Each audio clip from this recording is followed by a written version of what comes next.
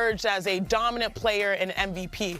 And he had the same conversation surrounding his game because he was such a prolific scorer and shooter, and he manipulated the game to his benefit when it came to drawing fouls. So I've just started to notice the pattern. Years by years, MVPs will take every edge they can to be great. I think he only had 7 total free throws yesterday, and you think about the difference in the shooting percentages of the overall game dictating the outcome per se more than SGA in this specific matchup. But then again, MVPs, look at Luka Doncic, 371 right now leads the NBA. Jaylen Brown, 338, and then, of course, SGA at 321. When you're having an MVP caliber season, which he's had 3 of those straight, you take every loophole and make the most of it. I saw it with James Harden in Houston. We've seen it with multiple stars of the past, and we're now also experiencing it with the stars of the present. Third in the NBA in fouls drawn. Do you agree with Mike Brown? No, I think it was a bad look for Mike Brown. Just to double down on Janae's timing situation. Number one, if you're going to focus on a charge call, specifically lay out that charge call, that should have been a charge. It was blatant. It was on the weak side of the floor. They cleared out one side of the floor. Jalen Brunson was obviously there 2 to 3 seconds before SGA even got there. That was a missed call. But to utilize this moment at the podium, I don't want to hear Mike Brown talk about excuses or SGA's free throw attempts. Obviously, there are certain plays that when you watch SGA, especially one foul in particular, I think with 7 minutes in the third quarter, where Karl-Anthony Towns puts his hand in the pocket and he is shooting for him, he goes up and it's fine. And all of a sudden at the end, he just kind of flaunts himself. I get it. That happens, right, throughout the course of the game. But I don't want to hear that from Mike Brown at that particular situation. He only had 6 free throw attempts. The 7th came off a technical foul from you. So at the end of the day, the best, like Janaea said, the best players, AI used to go to the free throw line 10 to 15 times a game. Couldn't touch that dude. Trust me, I played against him. Was one of the best at doing it. Maybe not as flamboyant at times as SGA has been, but always found a way to get themselves to the line. So the demeanor that you want from Mike Brown after that is not to complain, but to say, okay, we got it. And I don't think that sets any kind of tone. The league knows how everybody feels about SGA. So I don't know what that does for Mike Brown and the Knicks. I don't. Stephen A., do you see a fair gripe there, Mike Brown? I love the way Janae and Jay Williams put it, because it's not about the complaint, it's about the timing. You just lost at Madison Square Garden to the reigning NBA champion, the reigning league MVP, the reigning NBA Finals MVP, and who's averaging 9.2 free throws per game. Now, 3 years ago, he averaged nearly 11 a game. It's actually down. Last couple of years, it was near 9. This year's at 9.2, second most free throw attempts per game in his career. But this is Shea Butter that we're talking about here.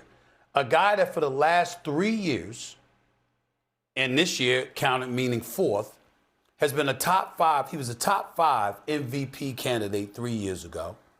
He was top 2 2 years ago.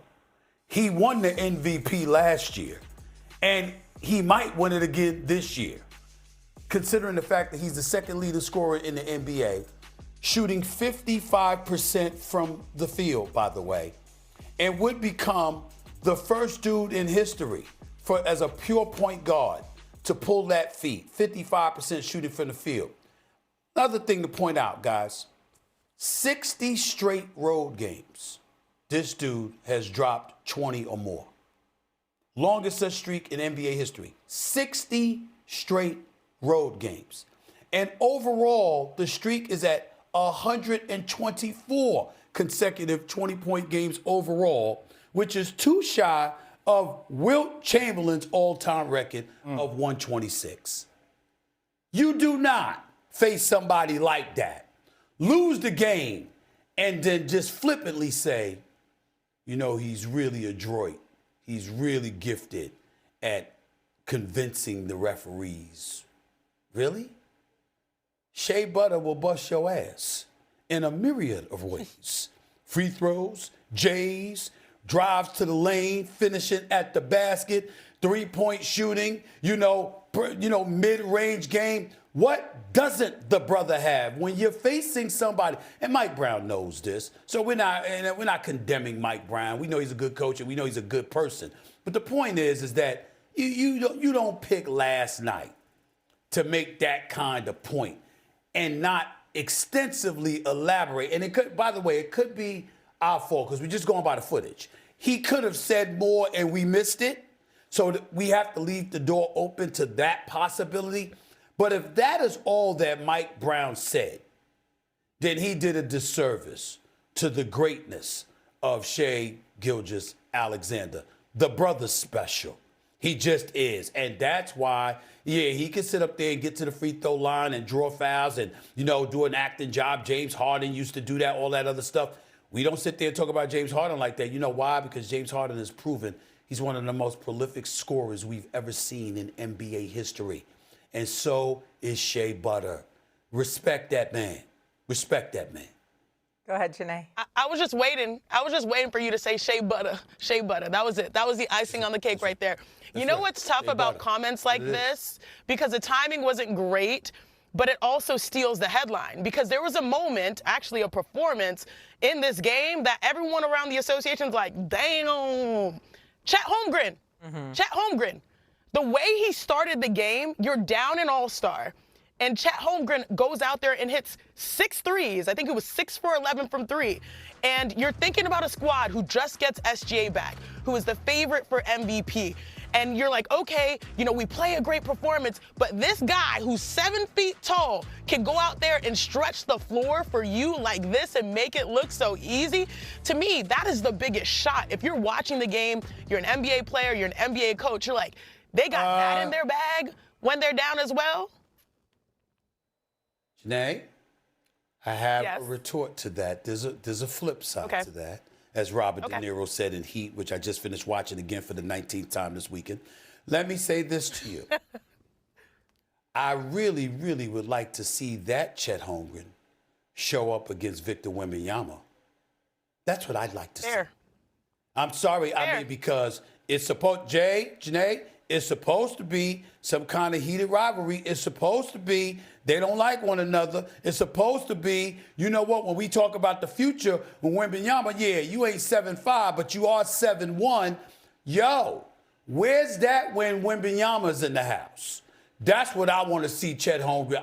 That's when I want to see Chet Holmgren doing that. But that's why it's going to be popcorn season in the Western Conference, because that rivalry between Chet and Victor Wembanyama predates the NBA, predates, all of this situation. They go way back, national teams. Exactly. So, this is all going to be good, but to see Chet do that, you're going to want to use that as a rubric and say, you're capable of doing that against the Knicks. Can you do that when it matters most in the biggest games? But you also distracted me, Stephen A., by saying heated rivalry. Shea gets it. Shanae, real quick, though, who was guarding Chet?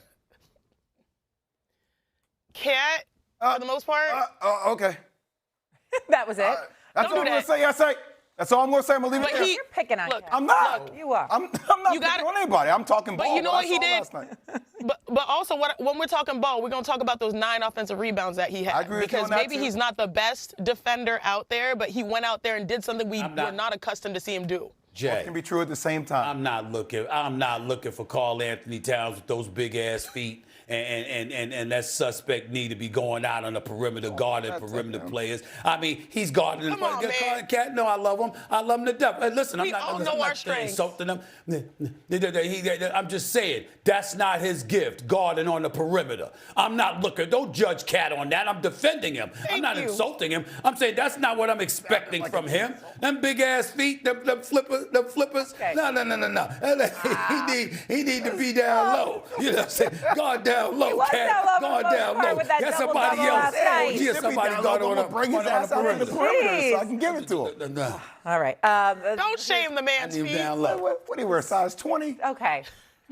I'm getting yelled at. We need a bump. Coming up on First Take, with the Patriots planning to release Stephon Diggs, does that mean New England has to do whatever it takes now to get A.J. Brown from Philadelphia? Plus, Dak Prescott gave some advice to George Pickens after being tagged, but not everyone loves the words of wisdom from Dak. That's next. First Take will roll along.